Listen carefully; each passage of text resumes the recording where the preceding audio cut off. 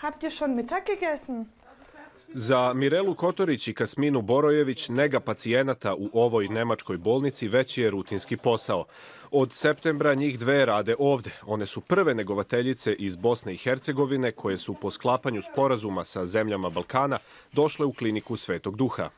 Prihvaćeni smo, radimo, ne primetim nikakvu razliku, uklapam se, što mi je najbitnije, ideš, pohvataš one cake, pitaš što ne znaš. Kad vidiš da nas i ovdje drže kao da smo familija i kao da smo svi nekako skupa u jednom, onda imaš želju da ostaneš i da radiš i da se dokažeš na kraju krajeva.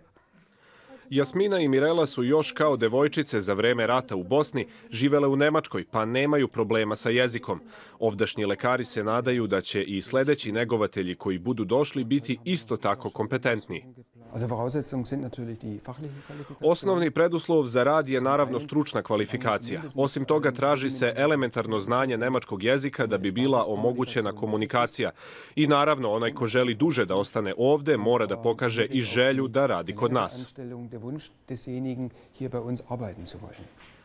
I Boško Janković ispunjava te uslove. Od decembra prošle godine radi na ovoj kelnskoj klinici.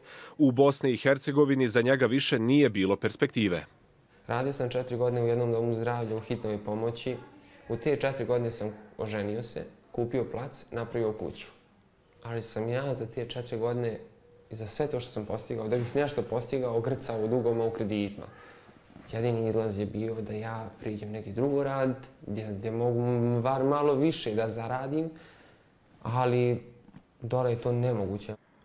Almasa Hadžidedić ovde je od 1992. kao medicinska sestra. Dobro poznaje situaciju mladih u otadžbini i zato ih je informisala o tome da njena klinika traži negovatelje. Ja to radim iz humanih stvari i ja ću to uvijek raditi. To je meni najveće zadovoljstvo kad ta djeca, kad saznam da neko je na putu za ovamo. Ja sam i stvarno sve primila ko svoju rođenu djecu i to ću i dalje činiti. Rukovodstvo klinike je zadovoljno zbog dolaska negovatelja iz inostranstva, ne samo zato što nema dovoljno domaćih negovatelja. Naši pacijenti potiču iz vrlo različitih kultura. Mi, na primjer, imamo dosta pacijenata iz Rusije, istočne i južne Evrope. Zahvaljujući zaposlenima koji dolaze iz tih kulturnih sredina i govore te jezike, možemo optimalno da izađemo u susret tim ljudima.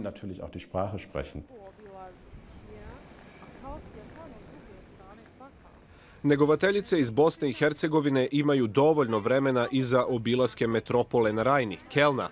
Sa kartom u ruci u slobodno vreme otkrivaju šareni svet kelnskih ulica.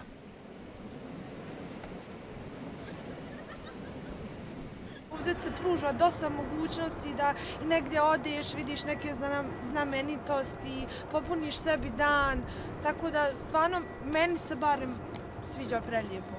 I što još više volimo da izađemo pa da prošetamo negdje, da ne sjednemo samo u tramvaj pa da dođemo s mjesta A na mjesto B. Super. Halo, tante, šta ima? Nova iskustva se svakodnevno dele sa porodicom u Bosni i Hercegovini. Zahvaljujući internetu, otadžbina više i nije tako daleko.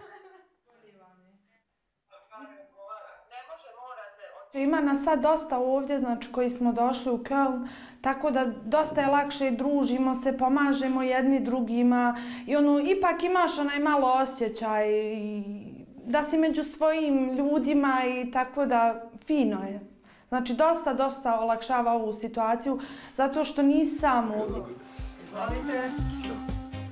Almasa Hadžidedić i njen suprug Safet rado zovu u goste ove mlade ljude i to je prilika da se porazgovara uz bosanske specijalitete. Meni je osnovni cilj da se oni osjećaju kao kod kuće, da ako imaju nekakvih problema da dođu, da razgovaramo, da ako mogu da im pomognem, da im jednostavno moja jedina želja da ta djeca uspiju.